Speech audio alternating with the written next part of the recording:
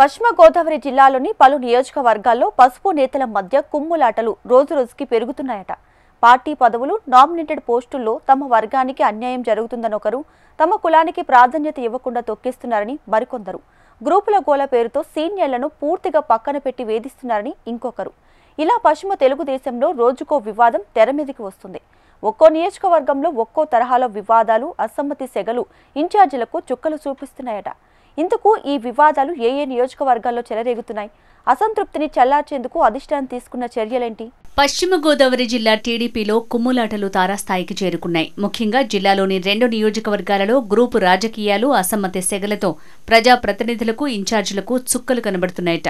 కొద్ది రోజుల క్రితం నర్సాపురంలో ఇన్ఛార్జి తీరుకు నిరసనగా ర్యాలీ చేయగా, తాజాగా భీమవరంలోనూ పార్టీ ఇన్ఛార్జి తీరుపై సభలోనే అసమ్మతి వర్గమంతా తీవ్ర విమర్శలు చేయటం చర్చనీయాంశమైంది.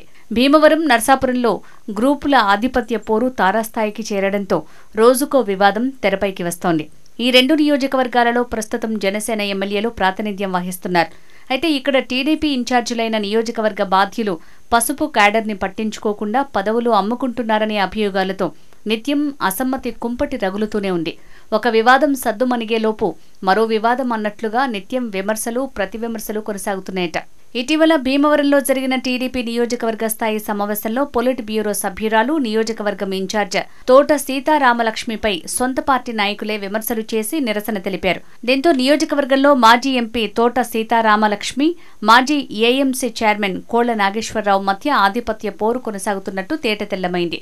ఇన్ఛార్జ్ సీతామహాలక్ష్మి పార్టీలోని సీనియర్లను పక్కనబెట్టి సొంత వర్గాన్ని ఏర్పాటు చేసుకుని పార్టీ పదవుల నుంచి మొదలుకొని నామినేటెడ్ పదవుల వరకు అన్నీ తమ అనుయాయులకే దక్కేలా చక్రం తిప్పుతున్నారని విమర్శలు వినిపిస్తున్నాయి.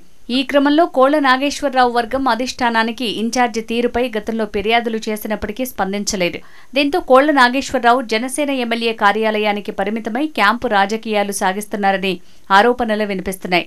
ఇదిలా ఉంటే నర్సాపురం టీడీపీలోనూ వర్గపోరు కొనసాగుతోంది. నియోజకవర్గ ఇన్ఛార్జ్ పొత్తూరు రామరాజు, రాష్ట్ర మైనారిటీ సలహాదారు షరీఫ్లు ఒక గ్రూపుగా, మాజీ ఎమ్మెల్యే బండారు మాధవనాయుడు మరో గ్రూపుగా విభేదాలు కొనసాగుతున్నాయనే వాదనలు ఉన్నాయి.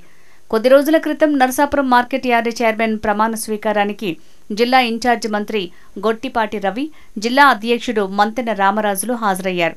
మాజీ ఎమ్మెల్యే బండారు మాధవనాయుడు పేరు ఆహ్వాన పత్రికలో లేకపోవడం, ప్రోటోకాల్ ప్రకారం పిలవలేదంటూ మాధవనాయుడు వర్గం ప్రమాణ స్వీకారం రోజు నిరసన ర్యాలీ నిర్వహించింది.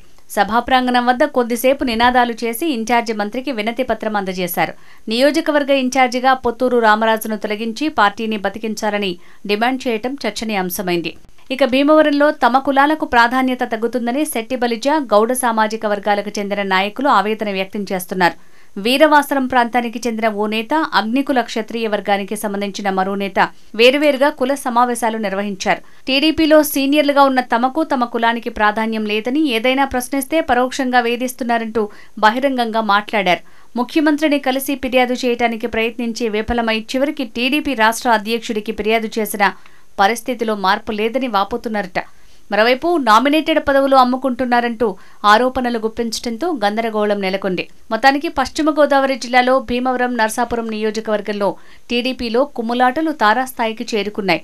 మరి ఇప్పటికైనా అధిష్టానం ఈ 2 నియోజకవర్గాలపై దృష్టి పెడుతుందో లేదో వేచి చూడాల్సి ఉంది.